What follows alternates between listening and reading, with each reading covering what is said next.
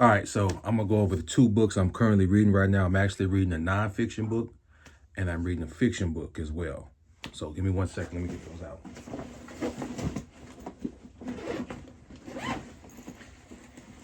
Okay, got them right here.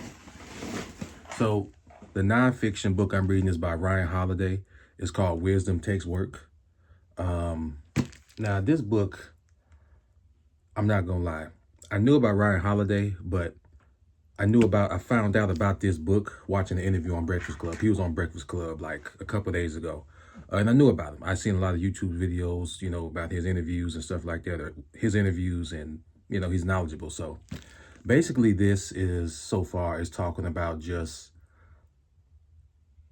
basically literally what the title says, but it's talking about people that have gained wisdom, basically through self-drive, basically is what it's talking about, self-drive. I'm like maybe 20 pages in, but one of the key words he uses is virtue. And I guess virtue pretty much means to choose the harder path. You get presented with an easy path, or you get presented with, the hard path. And, the virtuous path is to choose the hard path, work. Is to work at it. He's quoting a lot of philosophers. Seneca is one of them. Seneca's got some good quotes. Pretty much the beginning of every chapter, he's quoting, a famous philosopher. He hasn't got to it yet, but he has touched on, like in the introduction, about how Abraham Lincoln was, kind of like a self-taught person, which, believe it or not, I kind of knew that Abe Lincoln was self-taught, because I remember I heard on the radio once that this man pretty much taught himself how to be a lawyer. But I'm sure reading this, I'll learn a lot more about Abe Lincoln and his, self-taught ways. And that's one thing he said. He's going to go into the methods of some of these people, that worked to get their wisdom, And he also talks about how wisdom is not just book reading, but it is a lot of book reading. It's a lot of reading, but it's also experience. He names that as well, experience as well. So this is what I'm currently reading. Wisdom Takes Work by Ryan Holiday. This is my nonfiction read right here. So I'm gonna move on to my fiction read. The Clone by Danielle Steele, or The Clone and I, by Danielle Steele. I'm pretty sure this is one of her older books. Well, it is one of her older books for sure. I got this at a book sale. I've read a few other Danielle Steele books. They're always a good read. She makes it very easy to follow the story. She's good at that. The story just flows, really. So basically this is about I think the lady is 40-ish years old. She's married. She got 2 kids by this guy. And basically the guy, he's not working, and they're living off of the lady's, of the father's or grandfather's trust fund, basically.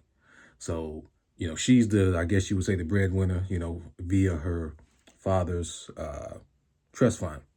So one day the man comes in, her husband comes in and basically tells her like, hey, I want to leave you. I found another woman. So that happens eventually. First, the man moves into another room. Then from there, he moves out. The man actually gets with somebody else who also has money. They end up going overseas to Paris, and they bring the kids. So the father brings the kids from, this previous marriage with the new lady. And the wife, the ex-wife, calls this new lady a bimbo. The kids are calling the lady a bimbo, whatever. So they go with the bimbo and the father, to Paris or to France. I don't know if they were actually in Paris proper. But then the ex-wife, she goes over there as well to pick the kids up. She's like, I'm not going to sit around here and wait for my kids to come. I'm going to go over there too and meet them and bring them back on the plane. So she goes over there and she actually meets somebody that has a house in her hometown back in New York City.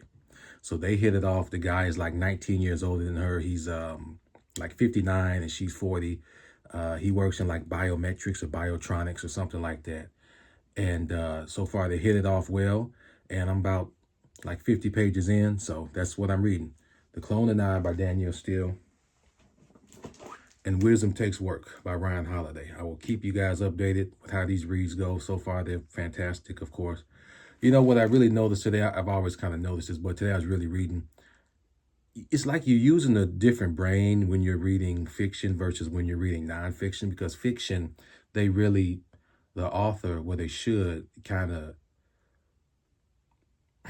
they lay out the setting for you. You know, you don't really have to draw from prior knowledge or anything like that, because they build the world for you. I guess that's a better saying. The author in the fiction, they build the world for you. But in nonfiction, you kind of have to draw from your world. You know what I'm saying? So maybe you don't have nothing to draw on for a particular subject or for a particular person, that like several people I had to kind of Google.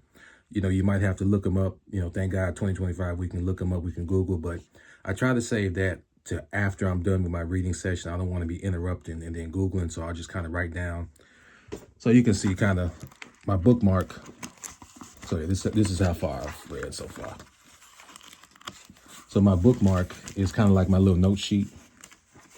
So yeah, kind of wrote down some notes, kind of wrote some stuff that I want to look up, you know, some people, stuff like that. So yeah, that's the difference between nonfiction and fiction. Fiction, the author builds the world for you, but in nonfiction, you kind of have to, you know, draw from your world or research to kind of get the whole full picture of the world.